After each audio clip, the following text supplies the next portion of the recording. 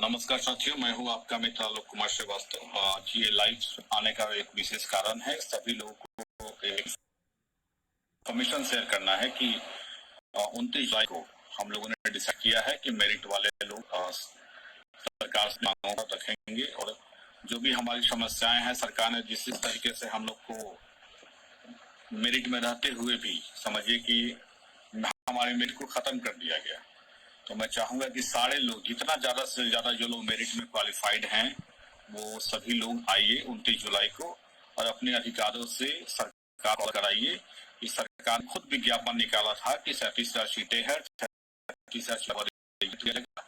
सबकी नौकरी पक्की होगी। तो जब सबकी नौकरी पक्की है तो फिर अब ये नियोजन इकाई में जो भेजने की तैयारी हो रही है सरकार के द्वारा कि नहीं एक पात्रता परीक्षा है, सब लोग जाके नियोजन इकाई में अप्लाई करिए। तो अगर आपको नियोजनवाद कबूल है तब तो आप मत आइए, और अगर आपको नियोजनवाद कबूल नहीं है तो जरूर आइए। दूसरी बात है कि बहुत सारे विषय के लोग सोचते हैं कि हमारे सब्जेक्ट में कम लोग क्वालिफाइड हैं तो हमको जरूरत क्या है। तो आप बताइए कम लोग क्वालिफाइड हो या ज्यादा लोग क्वालिफाइड हो, बात यह है कि जो एग्जाम था वो एक कॉम्पिटिटिव फॉर्मेट में था और गुणवत्तापूर्ण शिक्षक के लिए एक बेस्ट टीचर चुनना था, जैसा बिहार बोर्ड ने खुद भी कहा अपने काउंटर में और सरकार ने भी कई बार अपने कोर्ट में काउंटर में दिया हुआ है कि हमें बेस्ट टीचर चुनना है। तो जब आज बेस्ट टीचर चुनने की जब बारी आई है तो फिर सरकार ऐसा क्यों कर रही है? सरकार की गलत प्रेस विज्ञप्ति के लिए हम लोग जिम्मेवार नहीं है। हम लोग का एक ही मांग है कि सरकार ने जो विज्ञापन निकाला है उस विज्ञापन के अनुसार वो भर्ती को कंप्लीट करे और इन्हीं मांगों को लेकर 29 जुलाई को आप लोग सभी लोग पहुंचे गांधी मैदान में। गांधी मूर्ति है, गांधी मूर्ति के पास 9 से 10 बजे के बीच तक पहुंच जाइए, 10 बजे तक आप लोग और जितने भी लोग आ रहे हैं सब लोग और जो भी आपके बंधु हैं उनको भी लेके आइए साथ में। सब लोग जो चाहते हैं कि बिहार में बेस्ट टीचर अवार्ड करें, बिहार की शिक्षा व्यवस्था को बदलें, वो सभी लोग आइए, क्योंकि आपने देखा होगा बिहार कई मायनों में पूरे देश के लिए एक उदाहरण बनता है। कई ऐसी योजनाएं हैं बिहार की जिसको सारे देश के जो अन्य राज्य हैं हमारे देशों में है वो राज्य हमारे इन चीजों को अपनाते हैं। जैसे भी बिहार में स्टूडेंट क्रेडिट की योजना चलता है, अभी कल मैं पेपर में पढ़ा था कि इस योजना को बहुत सारे स्टेट जो है अडॉप्ट कर रहे हैं, बंगाल में भी ये योजना चालू हो गई है। तो कहने का मतलब है कि बिहार एक उदाहरण बनता है अन्य राज्यों के लिए, जो बिहार में होता है उदाहरण दिया जाता है अन्य राज्यों में। तो क्यों ना शिक्षा व्यवस्था का उदाहरण दिया जाता है, क्यों ना हमारी शिक्षा व्यवस्था इतनी बेहतर हुई कि जिसका उदाहरण जो है दूसरे स्टेट फॉलो करते हैं हमारी शिक्षा व्यवस्था को। उस शिक्षा व्यवस्था को बदलने का दायित्व हम मेरी में चयनित अभ्यर्थियों का है, जिन्होंने पहली बार भारत में एसटीईटी जो परीक्षा आयोजित की गई है जो ऑनलाइन मोड,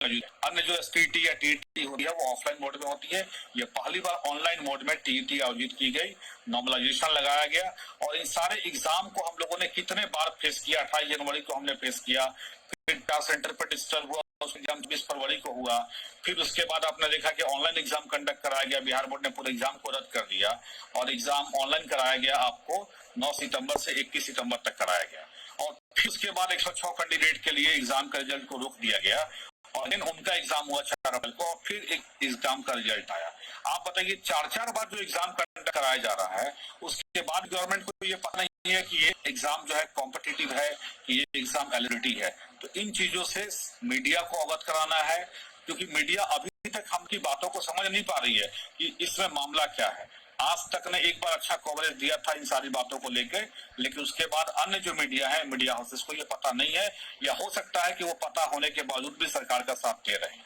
तो हमें इन सारे चीजों से मीडिया को अवगत कराना है कि मेन मुद्दा क्या है। मेन मुद्दा है कि 37,440 सीटें निकली हुई है, सीटों के अनुरूप रिजल्ट देना और सीटों के अनुरूप नियुक्ति की प्रक्रिया को आगे बढ़ाना है। ठीक है, तो सभी लोगों से आग्रह है, चाहे जितने भी लोग, चाहे वो जहाँ भी हो, बिहार में कहीं भी किसी भी रहते हो, किसी भी जिला में कितना भी दूरी रहते हो, लेकिन उस दूरी को फासले को तय करके आपको आना है। ये मेरिट की लड़ाई है और ये लड़ाई है, इसके बाद कोई लड़ाई नहीं होगी, क्योंकि कोर्ट में तो मामला चल ही रहा है, कोर्ट की लड़ाई हम लोग लड़ ही रहे हैं, लेकिन सड़क की लड़ाई लड़नी पड़ेगी। क्योंकि कुछ लोगों ने जो षड्यंत्र किया कि मेरिट को ही खत्म कराना है, उन लोगों ने ये मांग नहीं किया कि हमें भी मेरिट में शामिल किया जाए या हम मेरिट में है हमको बाहर किया गया है, लेकिन उन्होंने मांग किया क्या कि हमें मेरिट वाला कॉलम को हटाना है। तो ये मेरिट वाला कॉलम हमें हटने नहीं देना है और इसलिए सभी लोग ज्यादा से ज्यादा संख्या में 29 जुलाई को 9 से 10 बजे के बीच में गांधी मैदान में गांधी मूर्ति के पास पहुंचेंगे। धन्यवाद साथियों।